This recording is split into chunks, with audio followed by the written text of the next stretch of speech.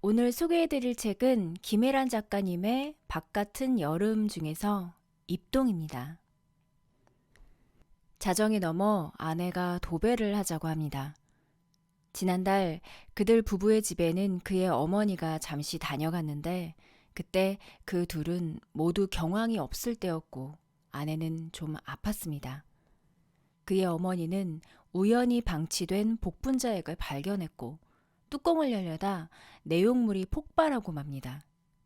그 바람에 붉은 액체는 어머니의 내입뿐 아니라 식탁과 장판 등 사방으로 어지럽게 튀었고 특히 식탁과 마주한 올리브색 벽지는 검붉은 얼룩이 낭자한 게 아주 상태가 심각했습니다. 어머니는 몹시 당황했고 그는 어머니를 안심시키려 했지만 아내는 상스러운 투로 말하며 분위기는 아랑곳하지 않고 화를 내는 건지 이해를 구하는 건지 알 수 없는 얼굴로 비명을 지릅니다. 그들이 이곳으로 이사 온 건 작년 봄이었습니다. 그는 집값의 반 이상을 대출로 끼고 이 집을 샀고 한동안 이상한 자부와 불안을 느꼈습니다. 아내는 이 집을 꾸미는데 반년 이상 공을 들였죠. 그중 가장 정성을 쏟은 것은 단연 거실과 부엌이었습니다. 그들은 난임 치료를 받다 2번의 유산 끝에 영우를 가졌고 5번의 이사 끝에 집을 갖게 됐습니다. 그리고 영우도 이곳에서 처음으로 방을 갖게 됩니다. 부엌과 마주한 작은 방은 영우방으로 꾸몄다. 영우가 처음 가져보는 자기 공간이었다. 평소 구석에 숨는 걸 좋아하는 영우를 위해 아내는 시장에서 직접 천을 끊어다 인디언 천막을 만들었다. 영우는 아기 때부터 어디든 잘 기어들어가 손가락으로 먼지를 집어먹고 바닥에 떨어진 머리카락을 뚫어져라 쳐다보곤 했다. 아내는 영우 방 창문에 로보카 폴리가 그려진 롤스크린을 달고 방문에 기억 니은 디귿 한글 차트를 붙였다. 기억란에는 강아지가, 니은 칸에는 나비가 나오는 식의 브로마이드였다. 그즈음 영우는 막 글자를 익히고 있었다. 하지만 공부에 영 소질이 없어서 그런지 아직 어려서 그런지 글씨를 쓰라고 손에 연필이나 크레파스를 쥐어주면 여기저기 형체를 알 수 없는 곡선을 그리며 아내가 애써 청소해 놓은 바닥을 더럽히곤 했다. 평소 언성 높이는 법이 별로 없는 아내는 자신이 힘들여 가꿔놓은 공간을 아이가 어지럽힐 때마다 소리를 질렀다. 어느 때는 좀 과하다 싶을 정도로 그랬다. 영우는 제 엄마의 간섭 따위 아랑곳 않고 날마다 온갖 사물에 침을 묻히고 그림책을 찢고 음악이 나오면 상체를 좌우로 흔들고 식탁 아래 좁은 공간에 들어가 놀았다. 그리고 가끔은 원뿔형의 인디언 천막에 들어가 종알종알 싱그러운 헛소리를 하다 잠이 들었다. 누구와 싸워도 이길 수 없을 것 같은 얼굴로. 가만 들여다보고 있으면 가슴이 저릴 정도로 무고한 얼굴로 잤다.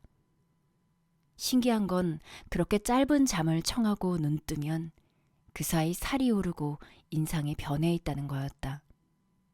아이들은 정말 크는 게 아까울 정도로 빨리 자랐다. 그리고 그런 걸 마주한 때라야 비로소 나는 계절이 하는 일과 시간이 맡은 몫을 알 수 있었다. 3월이 하는 일과 7월이 해낸 일을 알 수 있었다. 5월 또는 9월이라도 마찬가지였다. 처음 이 집을 보러 왔을 때 아내는 부엌 벽면에 탐스럽다 못해 징그러운 붉은 튤립이 박힌 포인트 벽지를 마음에 들어하지 않았고 입주 전 제일 먼저 그 벽을 손봤습니다. 입주 전 아내는 제일 먼저 그 벽부터 손봤다. 동네 인테리어 가게에 들러 부엌과 거실 벽은 모두 흰색으로 하되 개수대와 마주한 벽은 올리브색 종이를 발라달라 주문했다. 흰색 공간에서 올리브색 벽은 단연 포인트가 됐다. 아내 말대로 눈맛도 시원하고 집이 넓어 보였다. 아내는 그 벽 아래에 4인용 식탁을 놨다. 무광색 미색 다리에 엷은 감색 상판을 얹은 따뜻한 느낌의 식탁이었다. 우리는 그걸 밥상 겸 찻상 그리고 책상으로 썼다. 아내는 식탁 한쪽에 전기주전자를 비롯해 녹차와 허브차 티백, 종합 비타민제, 견과류를 올려놨다. 투명 용기에 담은 원두와 보는 것만으로도 왠지 으쓱한 기분이 드는 커피 그라인더를 나란히 두는 일도 있지 않았다. 우리는 그 4인용 식탁에 둘러앉아 매일 밥을 먹었다. 드물게 손님이 오면 거실에 상을 폈지만 우리끼린 대개 식탁을 이용했다. 우리 부부는 등받이가 없는 벤치형 의자에, 영우는 유아용 접이식 식탁 의자에 앉아 숟가락을 들었다. 그리고 그렇게 사소하고 시시한 하루가 쌓여 계절이 되고 계절이 쌓여 인생이 된다는 걸 배웠다. 욕실 유리컵에 꽂힌 3개의 칫솔과 빨래 건조대에 널린 각기 다른 크기의 양말, 앙증맞은 유아용 변기 커버를 보며 그렇게 평범한 사물과 풍경이 기적이고 사건임을 알았다. 아내와 나는 식탁에서 영우를 먹이고 혼내고 어이없는 말대꾸에 그만 허탈하게 웃어버리고 그 와중에 권위를 잃지 않으려 재빨리 엄한 표정을 짓곤 했다. 영우는 거기서 젓가락질을 배우고 음식을 흘리고 떼쓰고 의자 아래로 기어들어가고 울고 종알종알 분홍 혀를 놀려 어여쁜 헛소리를 했다. 그러니까 거기 4인용 식탁에서 식탁과 맞붙은 산뜻한 올리브색 벽지 아래서 집 앞 어린이집에서 보내온 복분자액은 바로 거기 튄 거였다. 아내와 나는 복분자액이 터진 날의 일을 따로 입에 올리지 않았다. 어머니는 다음 날 바로 본가로 내려갔고 우리는 평소와 다름없는 나날을 보내려 했었다.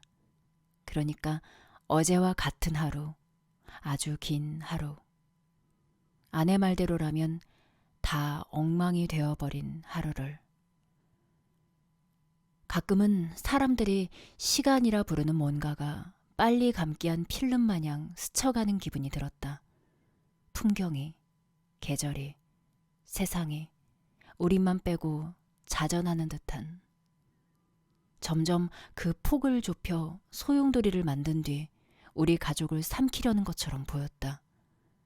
꽃이 피고 바람이 부는 이유도, 눈이 녹고 새순이 돋는 까닭도 모두 그 때문인 것 같았다. 시간이 누군가를 일방적으로 편드는 듯했다.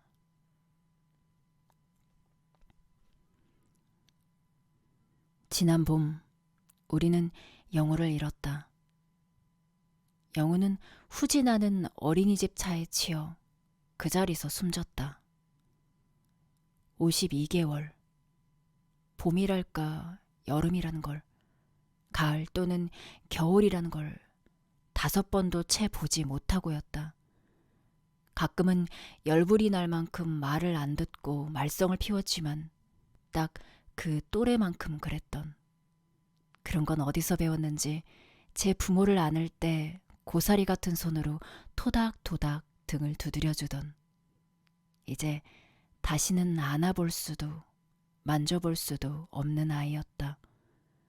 무슨 수를 쓴들 2번 다시 야단칠 수도 먹일 수도 재울 수도 달랠 수도 입 맞출 수도 없는 아이였다. 화장터에서 영우를 보내며 아내는 잘 가라 않고 잘 자라 했다. 다시 만날 수 있는 양 손으로 사진을 매만지며 그랬다. 어린이집에서는 보험 처리를 했고 운전자를 바꾸고 현장에 있던 보육교사를 자르는 일로 일을 마무리했습니다. 그는 보험회사 직원이었고 동네에는 그가 보험회사 직원이라는 근거로 차마 입에 담지도 못할 소문이 돌기도 했습니다. 심지어 몇몇은 끔찍하게도 그 말을 믿기까지 했죠. 아내는 직장을 관뒀고 집에 틀어박혀 아무것도 하지 않았습니다. 하지만 매달 아파트 대출금과 높은 이자가 빠져나갔고 그건 그가 혼자 감당하기 어려운 액수였죠. 그 뒤 시간이 어떻게 흘렀는지 모르겠다. 그저 떠오르는 건 어둠. 퇴근 후 딸깍 스위치를 켜면 부엌 한쪽에서 흐느끼던 아내의 얼굴과 다시 딸깍 불을 켰을 때 거실 구석에서 어깨를 들썩이던 아내의 윤곽뿐이다. 냉장실한 하얗게 삭은 김치와 라면에 풀자마자 역한 냄새를 풍기며 흐트러지던 계란, 거실 바닥에 떨어진 갈색 고무나무 이파리 같은 것들뿐이다. 이따금 아내는 베란다 창문을 보며 동어 반복을 했다. 여보, 영우가 있는 곳 말이야. 여기보다 좋을 것 같아. 왜냐면 거기에는 영우가 있으니까. 한 번은 아내가 바퀴 달린 장바구니를 들고 나갔다 10분 만에 돌아왔다. 무슨 일이냐고 묻자 아내는 사람들이 자기를 본다고, 나는 안 그러냐고 했다. 그게 무슨 말이냐고 묻자 아내는 사람들이 자꾸 쳐다본다고, 아이 잃은 사람은 옷을 어떻게 입나, 자식 잃은 사람도 시시코너에서 음식을 먹나, 무슨 반찬을 사고 어떤 흥정을 하나 훔쳐본다고 했다. 나는 그럴 리 없다고, 당신이 과민한 거라 설득했다. 그 뒤 아내는 주로 온라인 매장에서 장을 봤다. 집 밖을 나서는 일이 점차 줄고 베란다를 바라보는 시간이 늘었다.